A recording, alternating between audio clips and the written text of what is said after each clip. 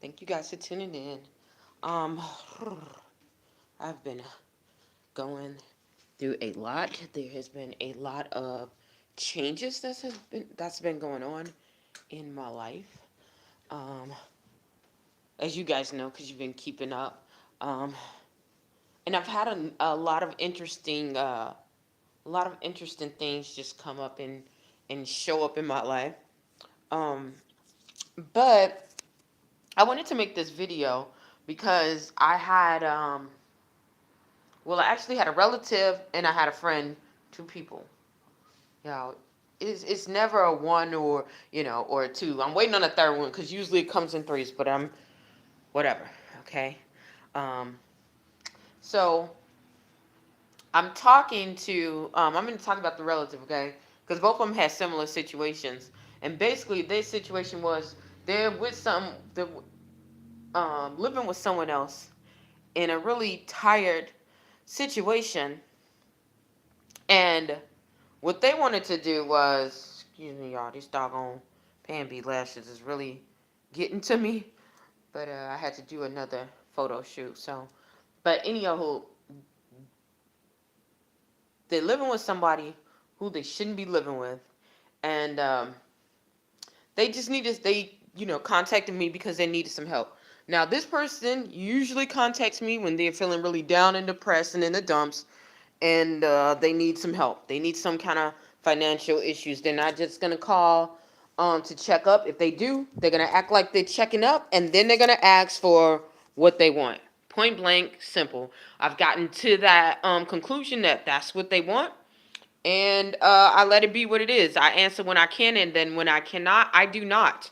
Um, so with that situation, I literally because they asked me for a small amount.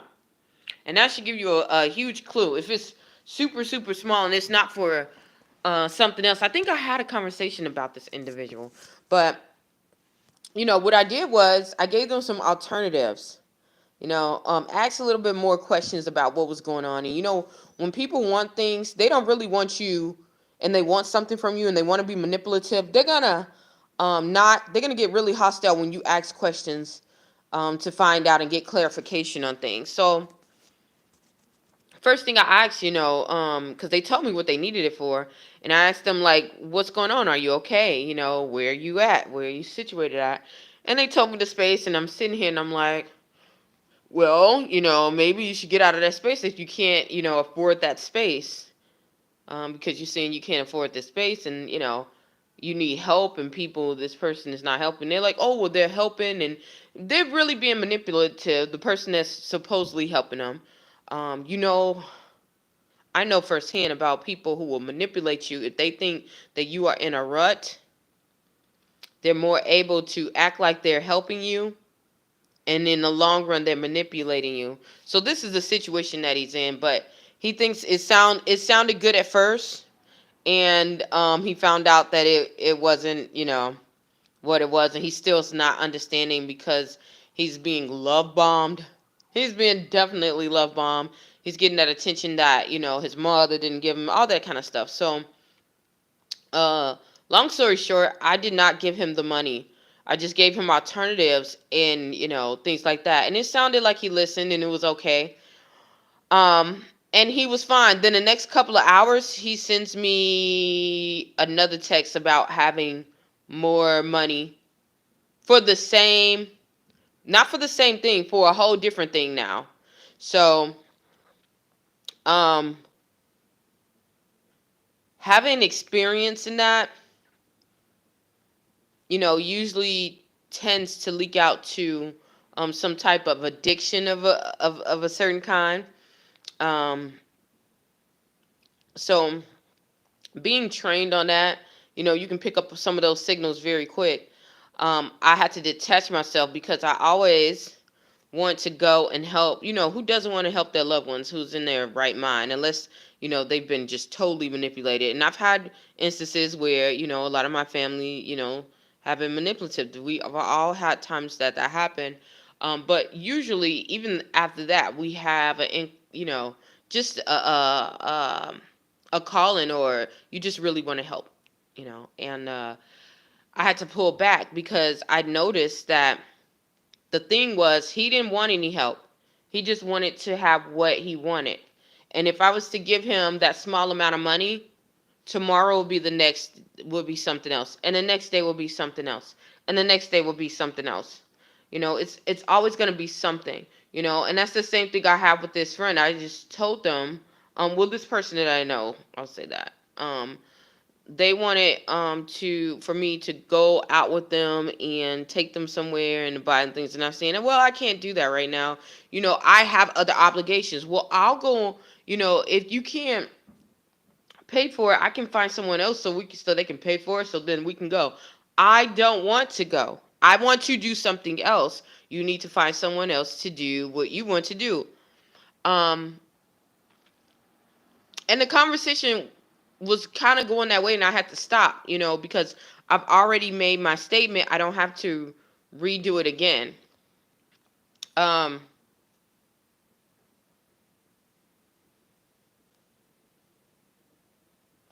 what I have learned is that people will find a way to do what they want to do. Okay? You have to understand that people are going to make their own decisions. You don't have to follow. You don't have to follow into them, because when they really want help and they really want to do something, then they will. They will. And don't try to push them. Don't try to push them. Give them some options, but don't try to push them into doing that. Into going the way that you think that they should go, or going into a positive direction. That's on them. I even had to learn that from about my mother. And I'll tell you this: all three of those individuals had really, really hard things that happened in their lives that I don't think anyone should face or go through. But it's up to you choose how you choose to go through certain things. So, um, that's why I say what I say. That's exactly why I say what I say and how I say it. You know, um, let them do them. And when it's time for them, sometimes it may never be their time. I know people who have clocked out of this life and never took that time seriously, but that's on them. That's on them. If you offered that space, then that's all you can do. You can't force anyone to do anything or have a changed mindset. You can't force anyone to have a changed mindset. But what you can do is protect your space. What you can do is not let them run up on you. What you can do is make sure that you have yourself together, because you don't want to fall down by the wayside because by helping them and they don't want to get help. You don't want to get pulled down because of what they're doing. You know, um, one thing God reminded me of, yeah, you was in that situation. Yeah, y'all all the same, but you chose something different, and that's why you had a different outcome. That's why you had a different outcome. You know, everyone has choices. It's the choices that we make that makes the outcome. So, yeah, for those people, don't let them do what they want to do. Um, Also, I wanted to make a note, y'all. Like, I would be asleep around this middle time, but I guess I'm not. Uh, I wanted to make a note that a lot of people keep saying that they're not good people around. They're not good spouses. They're not good, mates to choose from. Especially dealing with your age and all that. You have to understand that some people don't have uh, truth coming out of their bones. And when I say truth coming out of their bones and their blood is not cool, um, meaning that some people want a high potential person, or they want a person of high caliber, but they don't want to do the work, or they don't want to do the work on themselves to be a high caliber person to attract that high caliber person. Okay? They don't want to do the work. It takes work. And if you don't do it, you're going to be behind And eventually, if you stay behind, you'll be left. The more you don't, you push it back, the further you're pushing yourself behind. You can always, go and improve yourself, but if you wait too long, you'll be to a point where, you're limited as far as who you're attracting and um, who you're bringing close to you. No one who is of high caliber is going to want someone who is not operating at the same wavelength or a little bit higher, unless they know that it's going into their timeline, unless it's fitting into their space. And a lot of people are not getting that. Or we see some people who are of a higher caliber than what they're looking for, and they're looking so low, and they're expecting the person that hasn't had the training to elevate and do something else. But you see in their patterns that they're doing outward appearances, things that you are attracted to. You're attracted to the outside appearance, to the box, the outside appearance, like a package, a gift, but you really don't like the package, meaning the gift inside. You don't like what they do, how they act. Because you were only attracted by the physical being and not what was inside of them, their habits, their routines, what their values, their core values. And when you're going through that, you can't get mad and say, "Oh, this person is toxic." You got to ask yourself, what was it in me? Because it was a fault to me to look at somebody like that.